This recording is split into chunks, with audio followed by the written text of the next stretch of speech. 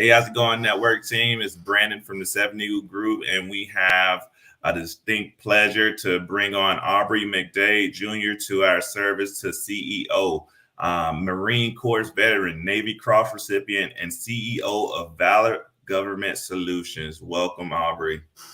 Hey, thanks for having me, man. How you doing? I'm doing good, doing good. Definitely glad to be here 1 week out before the holidays, so I can't complain.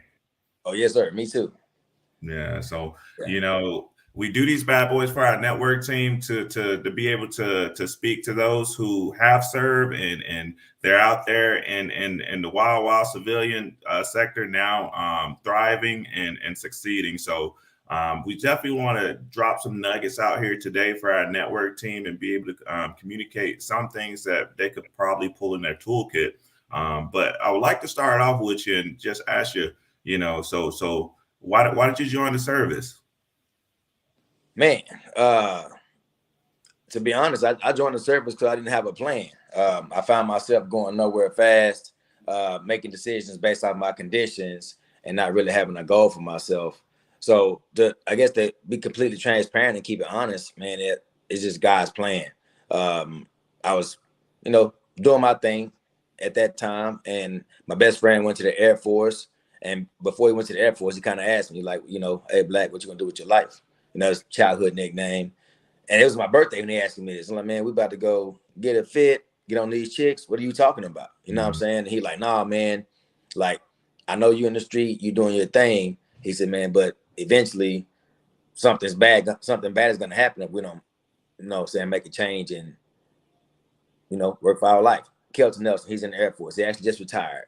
Shout out to my brother. But so he went in and took the ASVAB, and long short of it, he left and life slowed down for me. And before trouble found me, the Marine Corps did. And what's understood only be explained. So, like, right hand support, defend the Constitution of the United States against our enemies, foreign and domestic, and I was gone. And I found myself in boot camp, man, not really sure of the decision that I made, but I was sure that I'm not in the environment that I come from. So the decision for me was simple, make this work or go back to where you was at. And I was like, I'm not going back there, so I made it work. Agreed. That's real spill too, and that was kind of the same route for me. It was but I did go Air Force, so I had a couple Marines knocking on my door too. But I enjoyed it, but it was the first route that I could do to get out of where I was. Right. So I commend you on that too. And so how did the military kind of mold you into who you are today? I'm gonna tell you, man, and everybody has a story about the military, and I guess I gotta give credit to the military because I don't meet this man if he's not in the military. But it wasn't military for me, man. Boot camp for me was trash. My drill instructors were.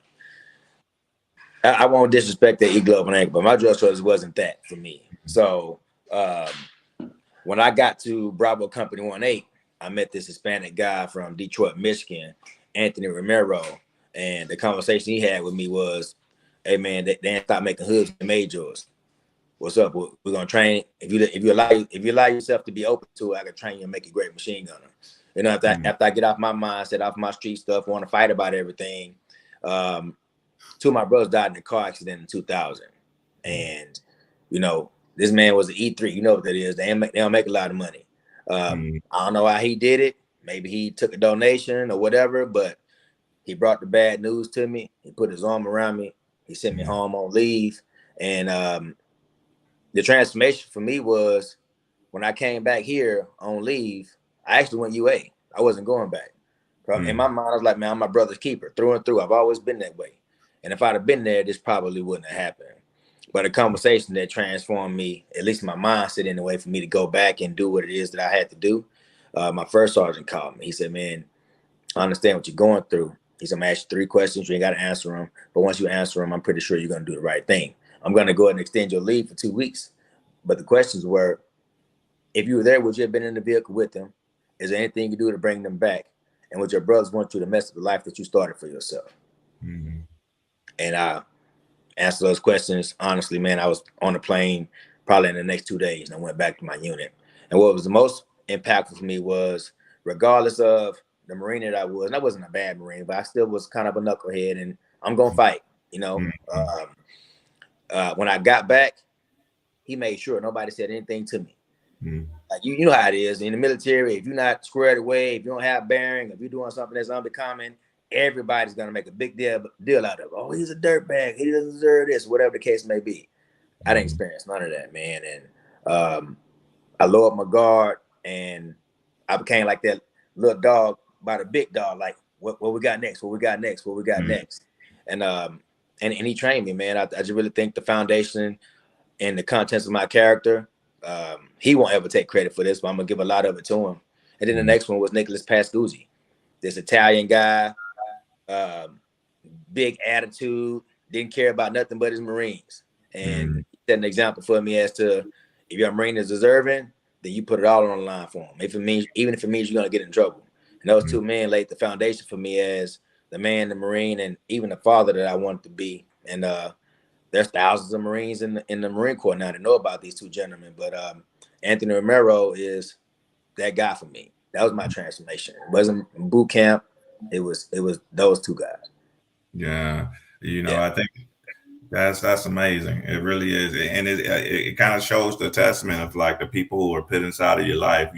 Whatever circumstance it was kind of meant to be, and what I kind of witnessed too, and I see some of the soldiers or some of the airmen out there. They never meet that person to help them make that transition. Right. But that mentor, I think, means a lot. And so how would you say, at what point in time for you did you knew it was time to, all right, I need to prepare for my transition or your next step after service? Well, I got medically retired, man. So a little short of, before I did the whole combat thing, I was gonna get the Marine Corps in 2003, early 2004, and I had to have an ankle surgery, and there was a whole bunch of stories out there about naval medicine. Man, they just practicing on you. You might not be able to walk, and it scared the crap. I was like, yeah, man, I'm good. I'll take my chance with a civilian doctor. But my unit, the Marines that were actually going to stay in, they were doing some training, and I picked up the junior Marines coming from Camp Geiger just because I was there. I was a sergeant, but I was kind of like managing the barracks and stuff to make sure everything was squared away. And when I picked these guys up, I learned, I was like, man, they're not going to do any field operations, any real training before they actually deploy to go fight this fight. So I stayed in, and I did all that thing with them. So I had an ankle surgery, and then 12, 13 years later, I found myself as a drugstore at the MCRD San Diego, and I messed my ankle up again. But this surgery here really reduced my range of motion and my ability to be able to PT and even kind of march the way that I used to. So I wasn't able to keep up with the physical requirements that the Marine Corps had. So I had to get medically retired. And again, man, I'm gonna always be an advocate for guys playing. I don't really question stuff that much. Things happen for a reason. It's my job just to navigate the waters and get through on the other side the best way that I can. So radically accepting, yeah, man, my time in the Marine Corps is done. Left, right, left is not happening for me no more. So I had to go through all of the stuff up front in the Marine Corps, the whole VA, the final physical, and all that stuff, and it was probably the most difficult thing I had to do with accepting that I'm at 18 years. 18 right here, I can see the finish line. I can almost touch it even, and I couldn't even do it. So, but it was better for me because at that time I was also going through very extensive therapy.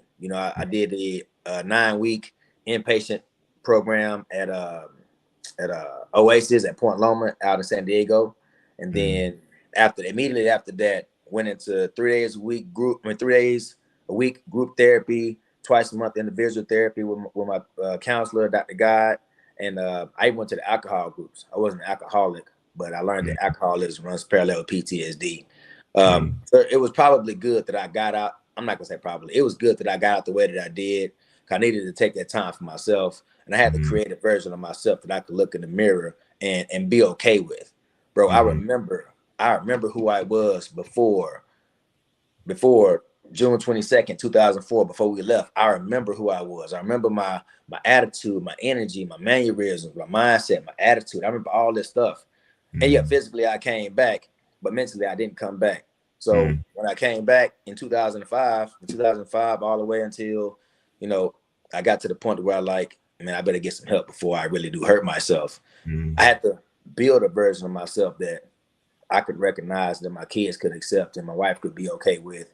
And so when I got in the Marine Corps and I had put all this work in, I had that person, but that person's not familiar with everybody. So fortunately and unfortunately, I went through a divorce, but fortunately I still got my family, and my ex-wife is still one of my best friends. So I'm still winning in that regard. And I'm newly married again, been married for about to be 3 years this year. And something I said on the podcast when I did with Mario Fields, shout out to him. I've just taken a great deal of ownership with replacing bad memories with good ones. So I married my bride now. I married her on 11/11, which is my Fallujah anniversary, 11/11/04. She and I got married 11/11/2020. So that's amazing. That's amazing. You know, you dropped a lot of information there too, good information, and you know, I want to kind of touch on too that piece of being able to look yourself in the mirror with the man that you're accepting. Was there a point in time where was there any denial in that too? Like, I'm good. I don't need any type of help or anything like that. Because a lot of us go through that. Yeah, man. I'm not. I can't say I'm a fan. Whoever watching this, don't get upset with me. But I was never really a Michael Jackson fan. But he did get it right when he said "the man in the mirror." And yeah, man, there was a lot of scrutiny that you go through when you come back, and you know your makeup in your mind is different. Once you experience the kind of trauma and the kind of experiences that we've gone through, you see what a bullet does to a real person. You see what blood really smells like. You see what a IED really does, and etc. It changes you. It reorganizes everything in your mind. But the fact that we wasn't educated in our country, less alone, was in denial. Think about what people in Vietnam went through when they came back. So when we came back, it was nowhere close to that. I'm not making a comparison, but what I am saying is, due to our ignorance about the things you experience with traumatic experiences, it wasn't really accepted that, man, I'm messed up. So it's like, you better suck it up, or people are gonna think you weak, and if they think you weak, you're gonna mess your career up. So man, for 12 years, bro, for 12 years, think about sleeping. You ever woke up and you slept on your arm wrong and it's kind of numb?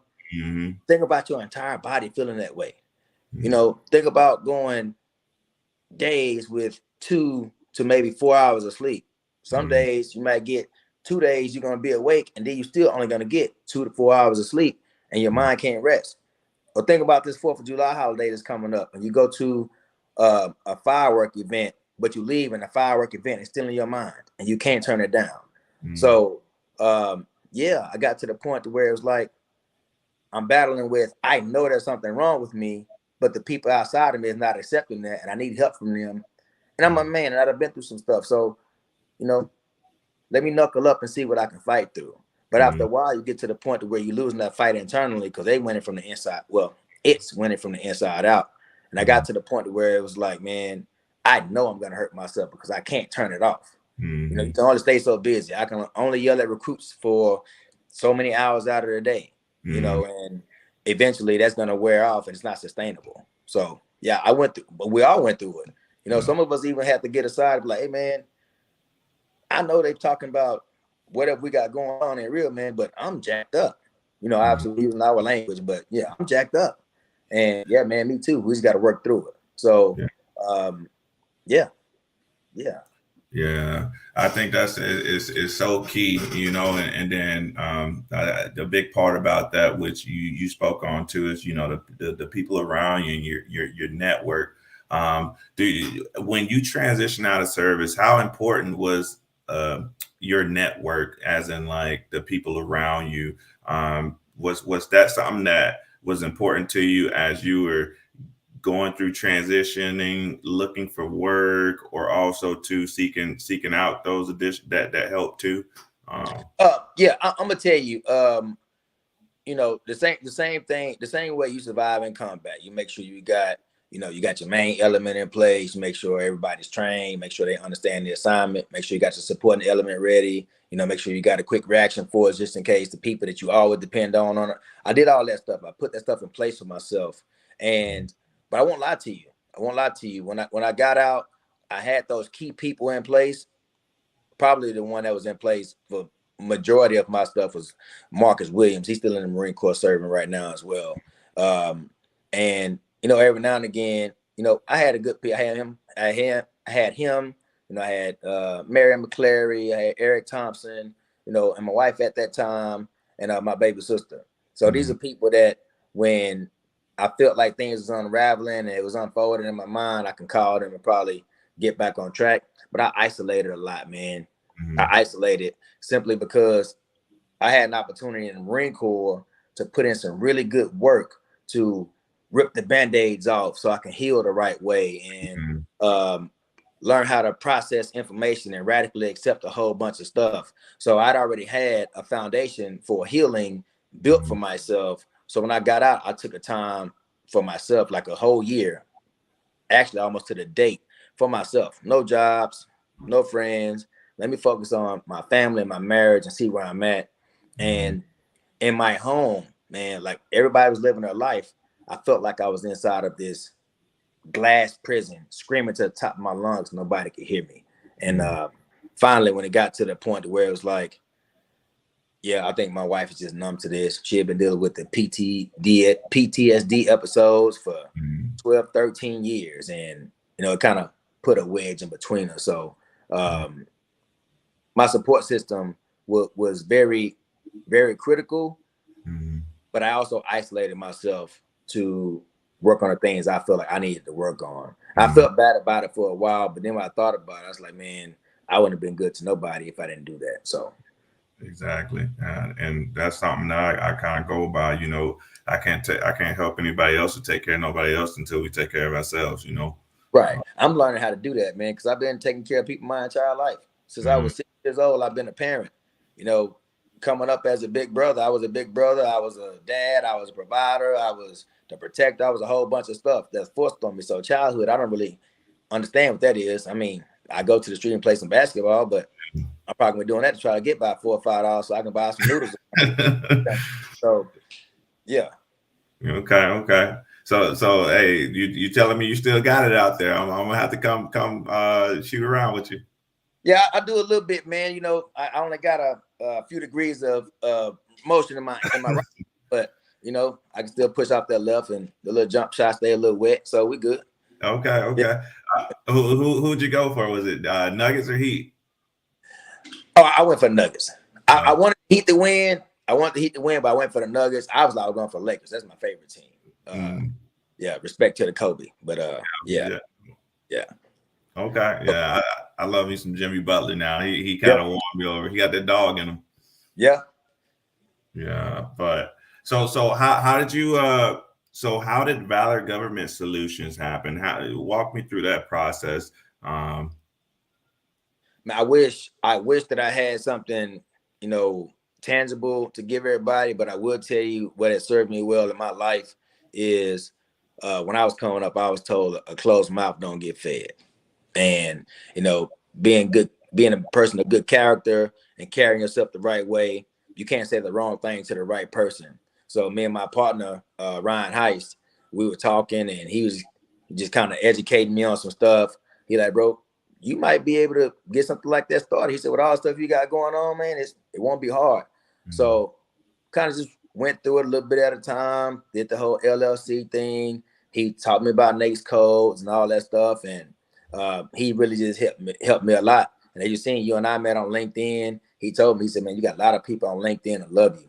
One thing that I didn't do, well, not because I didn't want to or because, for any other reason, it's kind of hard to believe, bro. Like, come from where I come from, experiencing all that stuff, foster care, child molestation, homeless, violence, domestic violence, murder.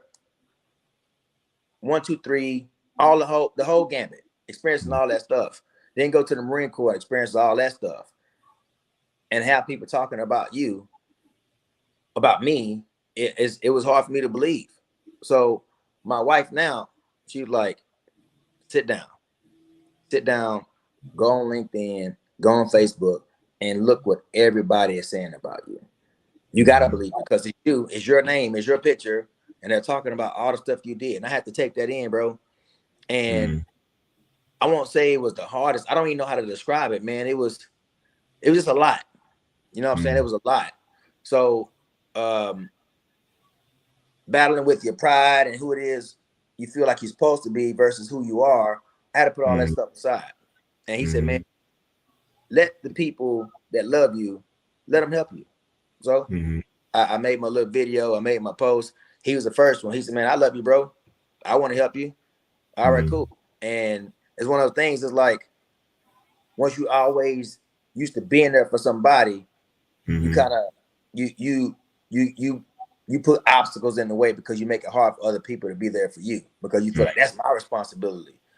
So I had mm, to get over myself, dog. I had to get over myself. And he told me, he said, man, because what your big initiative is, you're gonna need money to fund that. So you can mm, be able to set up valid government solutions. Because my not to say valid government solutions is not my priority, because it is too.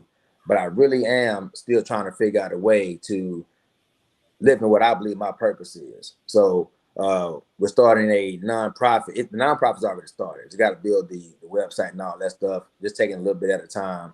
But it's a nonprofit called Life Changer 365, where we're mm, gonna young men and women under the age of 21 that have experienced foster care and or are fatherless. And both of those things are near and dear to me. And both of those things are really big topics in the nation. I don't feel like enough people are addressing.